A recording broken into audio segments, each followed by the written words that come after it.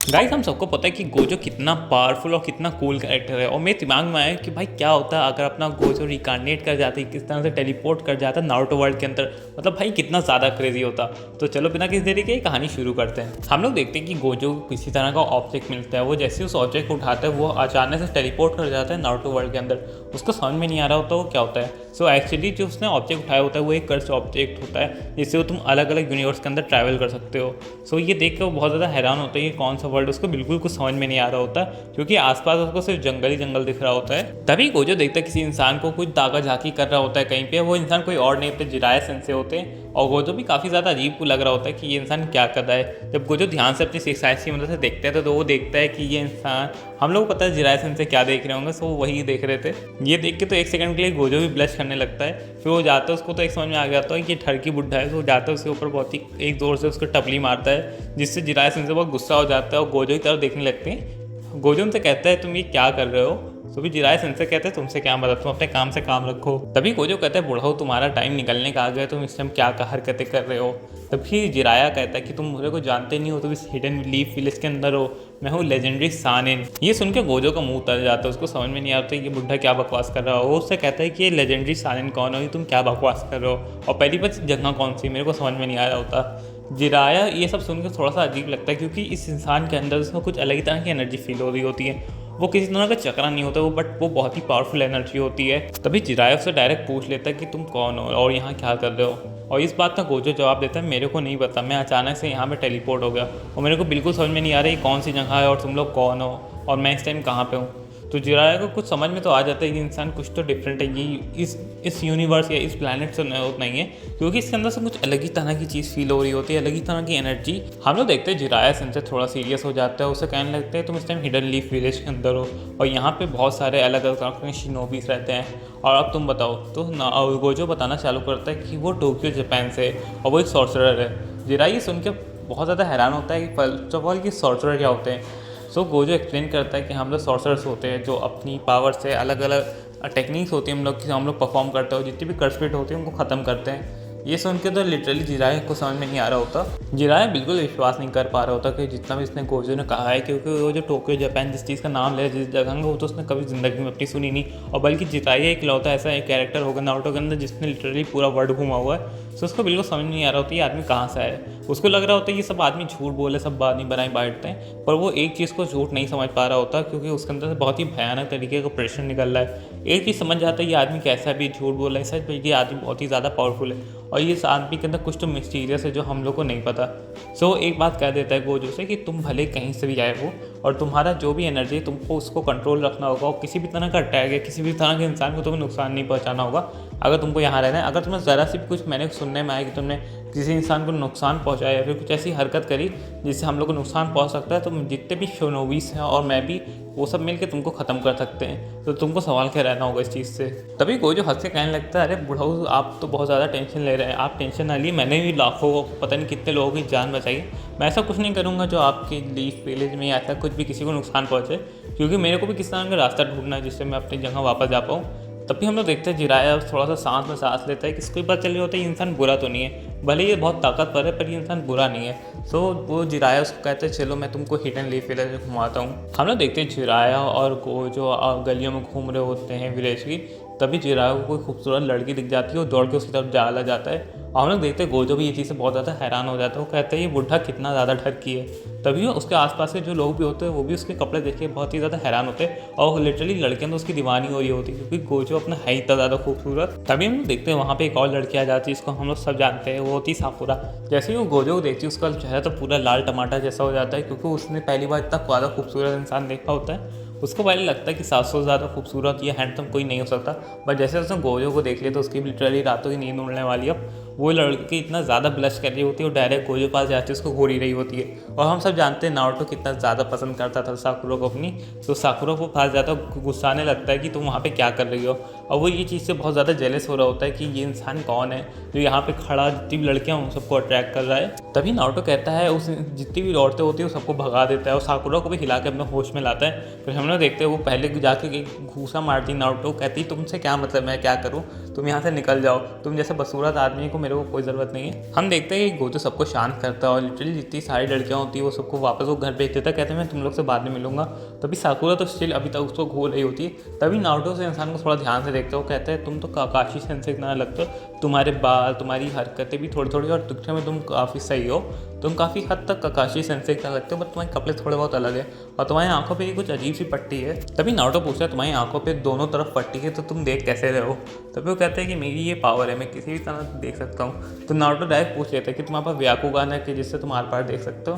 तो गोजो तो कुछ ज़्यादा ही हैरान होता है कि व्याकुगन क्या होती है, तो उसको कुछ समझ में नहीं आ रहा होता। पर उसको एक चीज़ पता होती है कि अगर उसने ज़्यादा कुछ बवाल करा तो लोगों को पता चल सकता है कि वो यहाँ से नहीं कहती है। नहीं मेरे पास ऐसी कोई पावर नहीं। गोजो कहता है, वो कहता है हाँ ये मेरी तरह कुछ मेरी एक टेक्निक है, और या फिर तुम जुस्सू भी कह सकते हो, क्योंकि उसने जिराय से थोड़ी बहुत इन्फॉर्मेशन पता कर ली होती है इस विलेज के बारे में। तभी हम लोग देखते हैं कि अचानक से वहाँ पर काकाशी सेंसेई आ जाते हैं और हम लोग एकदम काकाशी को गोजो को फेस टू फेस देख रहे होते हैं। वो दोनों को एक दूसरे को घूर घूर के देख रहे होते हैं, क्योंकि लिटरली दोनों दिखने में काफ़ी सेम है। दोनों के सफ़ेद कलर के बाल है, दोनों अपनी आंखें कवर रखते हैं और बहुत सी चीज़ों में सिमिलर है। पर लोग अगर ध्यान से देखें तो थोड़ा डिफरेंस पता चल जाएगा कि गोजो अपना कुछ ज़्यादा ही हैंडसम है। और काकाशी सेंसेई को हम लोग जानते ही, उसको भी इसके अंदर से कुछ अलग तरह का प्रेशर फील हो रहा होता है। तो उससे डायरेक्ट पूछ लेता है तुम कौन हो, तुम कहाँ से आए हो? ये सुन के तो गोजो के पसीना आने लगता है कि इस इंसान को कैसे एक्सप्लेनेशन दे, और फिर वो जिराय को इधर देखने लगता है। फिर वो बताने लगता है कि मैं यहाँ पे जिराय सेंसेई के साथ आया हूँ और भी उनको किसी लड़की दिखी थी और वो कोई लड़के के पीछे भाग गए। ये सुन के तो लिटरली काकाशी वहाँ जितने लोग होते हैं वो सब अपना माथा पकड़ लेते हैं कि एक मेहमान आए हुए जो दूसरी जगह से आए हुए, उसके सामने भी जिराय सेंसेई ने बेइज्जती करा दी हम लोग की। तब हम लोग देखते हैं साकुरा जाती है, जिराय सेंसेई को पकड़ के लाती है और वो कहती है कि सेंसेई आप ऐसी हरकतें नहीं करनी चाहिए, आप सेंसेई हैं। तभी वो देखते हैं नारुतो वगैरह सब वहाँ होते हैं और सब गोजो का होता है यहाँ पे क्या सिचुएशन बन गई है। तो वो जितनी भी सिचुएशन होते हैं सबको सब कुछ एक्सप्लेन करते हैं, नारुतो को, काकाशी को, साकुरा को। जिराय ने जो कुछ ही बताया होता है, ये लिटरली किसी को विश्वास नहीं हो रहा, चाहे वो काकाशी और नारुतो। यहाँ तो नारुतो तो उसको कहता है कि बुड्ढा पगला गया है, पर हम लोग एक चीज़ को डिनाई नहीं कर सकते, काकाशी भी कहते हैं, क्योंकि इसके अंदर से बहुत ही अलग तरह का प्रेशर फील हो रहा है। और ये चीज़ हम लोग पता लगा सकते हैं कि काकाशी भी जिराय की तरह बहुत ही स्किल है, भले ही वो इतना ज़्यादा पावरफुल नहीं है, पर उसकी सेंसरी एबिलिटीज़ और जो भी उसका एक्सपीरियंस है वो बहुत ही ज़्यादा है बाकी किसी से। सो सब लोग गोजो को ले जाते हैं होकागे ऑफिस में, जहाँ सुनाटे गोजो को घूर घूर के देख रही होती है। पर जैसे ही वो उसको देखती है वो एक चीज़ तो कहती है, ये इंसान जितने भी आज तक मैंने इंसान देखते हैं सबसे ज़्यादा हैंडसम है, पर दिक्कत ये इंसान थोड़ा यंग है, मैं अब तक इससे शादी कर लेती। ये सुनकर तो जिगराया एकदम पगलाई गया होता है और नारुतो भी बहुत ज़्यादा हैरान होता है कि क्या बकवास करने लगी। बाकी इस हंसी मजाक के बाद सुनाटे उससे डायरेक्ट पूछ लेती है कि तुम कौन हो, कहाँ से आए हो, मेरे को सब डिटेल बताओ। सो उसने जो जो डिटेल जिराया को बताई होती है वो सारी डिटेल वो सुनाते को बताता है। यहाँ तक सुनाते भी विश्वास नहीं कर पा रही होती है ऐसी क्या चीज़ है। तो सुनाते उससे एक चीज़ कहती है कि भले तुम कहीं से भी आए हो, पर तुमको एक चीज़ का ध्यान रखना होगा, यहाँ जितने लोग हैं वो सब मासूम लोग हैं, तुमको किसी भी तरह से उनको हर्ट नहीं करना है, क्योंकि ये चीज़ तो हम लोग को पता चली तुम्हारे अंदर से जिस तरह का प्रेशर निकल रहा है वो तुम बहुत ज़्यादा पावरफुल हो, तो हम बस यही चाहते हैं कि तुम हमारे दुश्मन ना हो।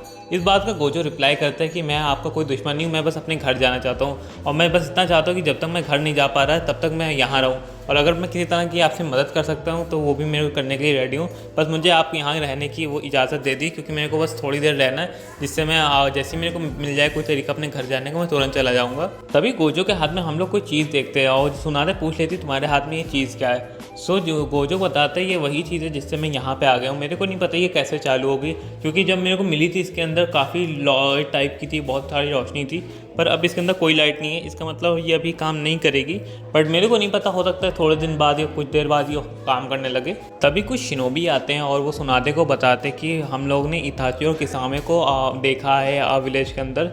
जैसे ये चीज़ सुनती है वो बहुत ज़्यादा हैरान हो जाती है। गोजो को समझ में नहीं आ रहा होता है ये लोग कौन है और ये लोग क्या मतलब क्या ये लोग इतना हैरान क्यों हो रहे हैं। तभी सुनादे उन लोग को बताते हैं कि ये एक ग्रुप है अकात्सुकी, उसके लोग हैं और ये बहुत ख़तरनाक है, तुम इनका हमारे यूनिवर्स का विलन कह सकते हो, ये लिटरली बहुत सारे बुरे बुरे काम करते हैं। तो उससे पूछ लेता है गोजो कि वो तो अब तो ठीक है, पर वो विलेज में क्या आए, क्योंकि अगर वो विलेज में तबाही मचाने आए होते तब तो मचा चुके होते।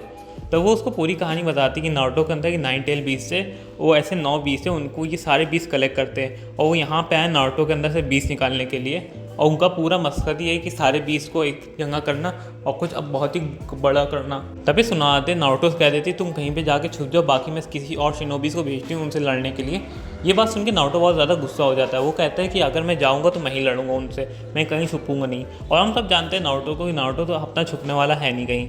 तभी वो हम लोग देखते हैं कि गोजो उन लोग कहते हैं कि आपने मेरे को रहने की इजाज़त दी, इसके बदले में आप लोग की हेल्प करूँगा उनसे लड़ने में। ये सुन के फिर ये सुनाते जिराय की तरफ देखती, जिराय अपनी मुंडी हिलाता है, कहता है कि हाँ इसको जाने दो, मेरे को लगता है ये इंसान सही है और हम लोग देख भी लेंगे इंसान की पावर क्या है। फिर सुनाते जिराया, ककाशी, गोजो, नारुतो ये चारों लोग जाते हैं वहाँ पे इताची और किसामे से लड़ने के लिए, वो भेज देती है। और हम लोग देखते हैं कि वो लोग वहाँ पे पहुँच जाते हैं और इताची सामने सामने देख रहा होता है सबको, और वो बहुत ज़्यादा हैरान होता है कि गोजो को देख के, क्योंकि उसने आज तक इस इंसान को कहीं पर भी नहीं देखा होता। हम लोग इताची को देखते हैं कि वो भी गोजो के अंदर से बहुत सारा प्रेशर फील कर पा रहा होता है। तभी उससे किसामे कहता है ये इंसान कौन है, इसको तो मैंने आज तक इसके बारे में नहीं सुना। तो इताची कहता है उससे मेरे को भी नहीं पता ये इंसान कौन है, पर इतना तो पता चलता है ये हमारा दोस्त तो नहीं है, हमारा दुश्मन ही है। तभी हम लोग देखते हैं जिराया कहता है तुम लोग यहाँ पे क्या कर रहे हो। तभी किसामे कहता है तुमको ही पता है यहाँ हम नारुतो के टेल पीस को लेना है, तो चुपचाप हमें यहाँ दे दो, इससे पहले ज़्यादा खून खराब हो या फिर तुम लोग अपनी ज़िंदगी से हाथ धो बैठो। तभी जिराया कहता है कि तुम दो को क्या लगता है कि तुम सारे जितने भी शिनोबी से इस विलेज के अंदर उन सबको एक साथ झेल सकते हो। तभी हम लोग देखते हैं किसामे कहता है कि हमने कुछ मॉन्स्टर तुम्हारे विलेज के बाहर छोड़ दिए, तो तुम्हारे जितने शिनोबी है वो सब उसको रोकने के लिए गए हुए हैं, तो इस समय तुम लोग कह सकते हो इससे तुम ही हम लोग से लड़ने के लिए।